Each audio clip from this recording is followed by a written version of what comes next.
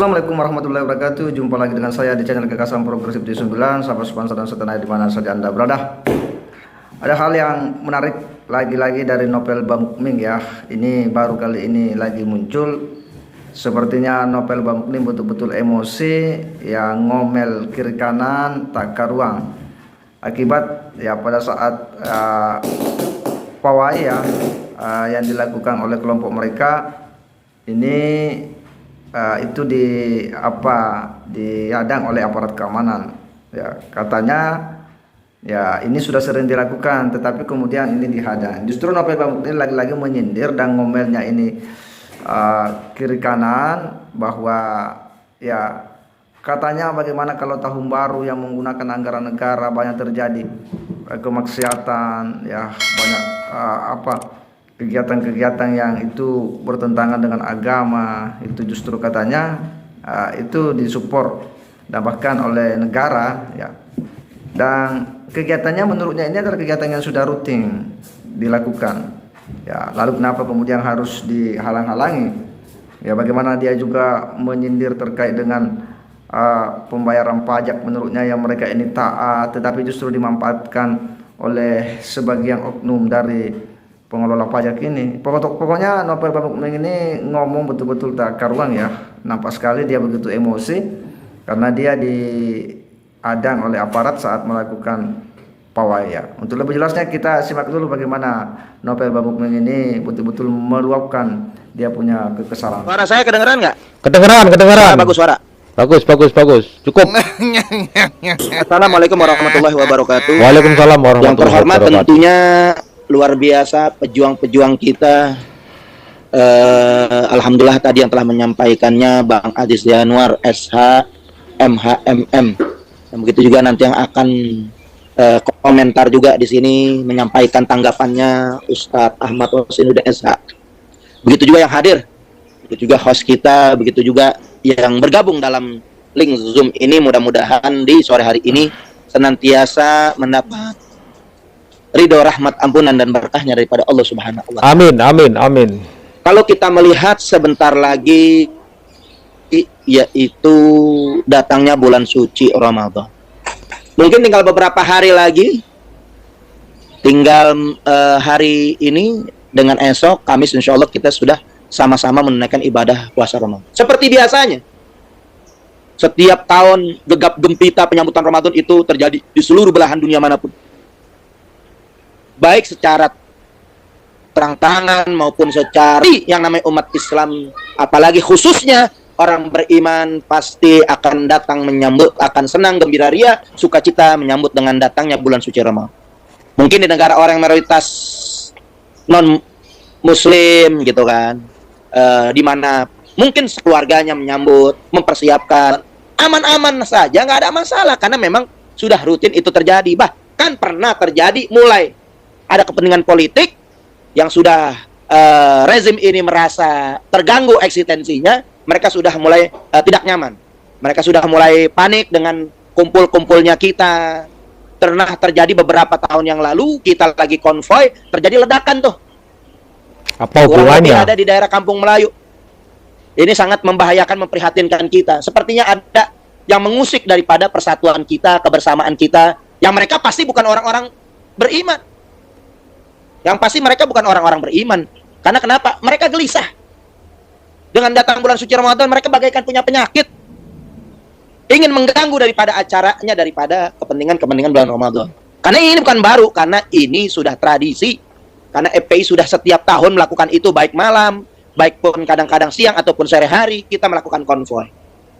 Itu umum. Nah, kemarin terjadi insiden pemblokadean daripada pawai tarif Ramadan dilakukan oleh oknum yang memang kurang suka. Mungkin kalau kata Bang Aziz, FPI fobia. Yang mereka punya penyakit, saya merasa yakin, saya duga mereka punya penyakit daripada untuk syiar Islam itu secara kafah. Mungkin penyakit-penyakit ini yang menggerogoti mereka. Gerah terhadap syiar Islam, termasuk salah satunya adalah tarhib Ramadan. Nah, kesempatan ini padahal kita melihat itu adalah aksi-aksi yang mereka lakukan ini inkonstitusional. Mereka melanggar konstitusi yang ada. Apa mereka nggak tahu bahwa kita ini berkumpul, menyampaikan daripada ekspresi kita, melakukan kegiatan-kegiatan agama, itu dilindungi oleh Undang-Undang Dasar 1945 pasal 29, baik ayat 1 maupun ayat 2. Ayat 1 yang berbunyi negara berdasarkan ketuhanan Maha Esa. Yang kita jalankan adalah jelas-jelas unsur ketuhanan. Kita orang beragama. Kita ini orang beragama.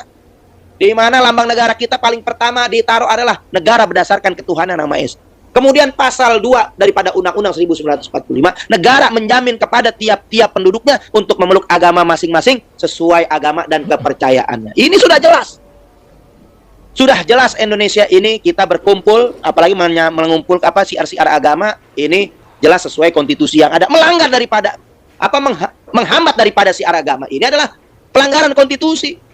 Karena kemarin kita melihat ada yang sudah dijerat pidana, ada seorang mungkin oknum yang boleh dikatakan menghambat ataupun mengganggu daripada siar agama lain.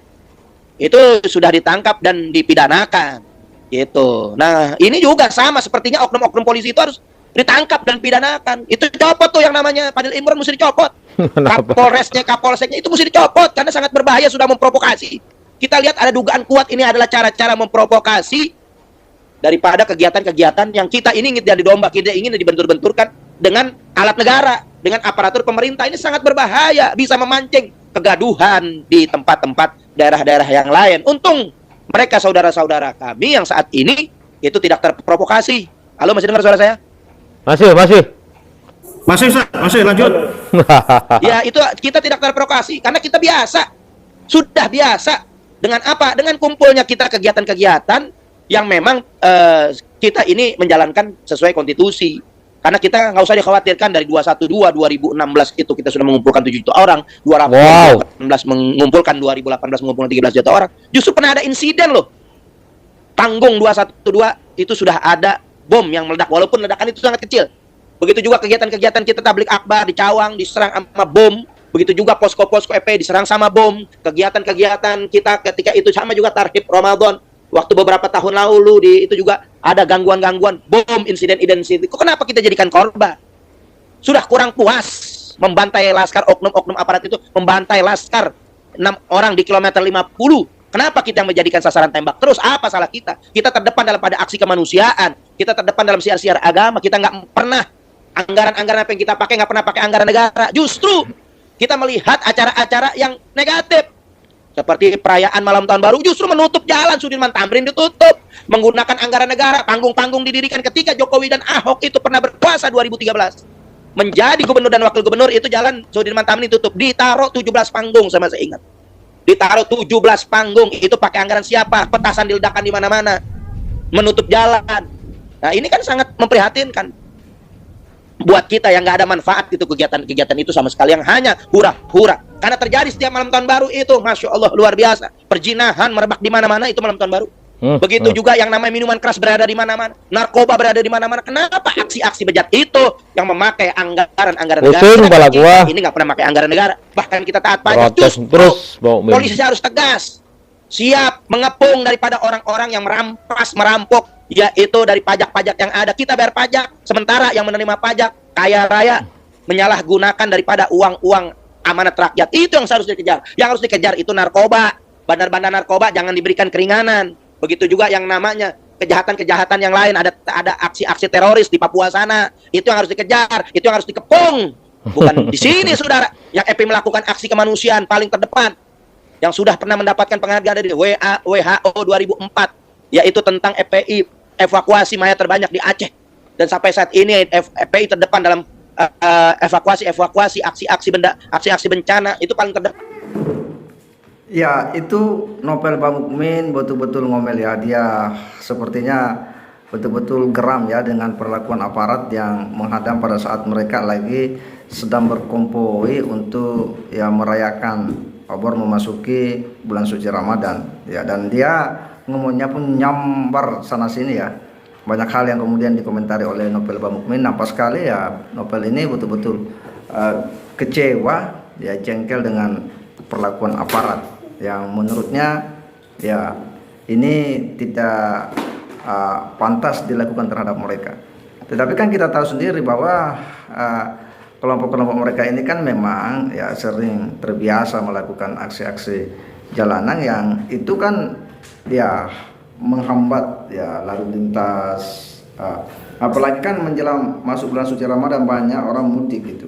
Situasi itu kan pasti akan merepotkan lalu lintas, sehingga kemudian aparat tentu memikirkan hal-hal yang lebih berorientasi kepada kemaslahatan bersama. Jadi novel Bang Uping ini haruslah selalu berpikiran positif ya, jangan selalu pikiran negatif terus terhadap aparat, karena itu akan membuat pikiran menjadi tidak jernih ya, selalu curiganya berlebihan ya, larinya ke rezim lah, seolah-olah bahwa menganggap kelompoknya itu selalu dianggap menjadi ancaman bagi rezim, mengganggu ekstensi rezim. Ini kan terlalu berlebihan juga ya, terlalu berlebihan kecurigaannya kepada pemerintah. Dan seharusnya sekali lagi ya, buatlah jauh-jauh prasangka dan sakwa sangka dan pikiran-pikiran yang negatif yang akan membuat kemudian ya seterusnya Anda akan berpikiran negatif terhadap rezim. Ya semoga di bulan suci Ramadan ini ya ada introspeksi dan dibukakan pikiran dan hati, sehingga ya ke depan kita lebih realistis dalam melihat kehidupan berbangsa dan bernegara ini. Sekira demikian. Wassalamualaikum warahmatullahi wabarakatuh.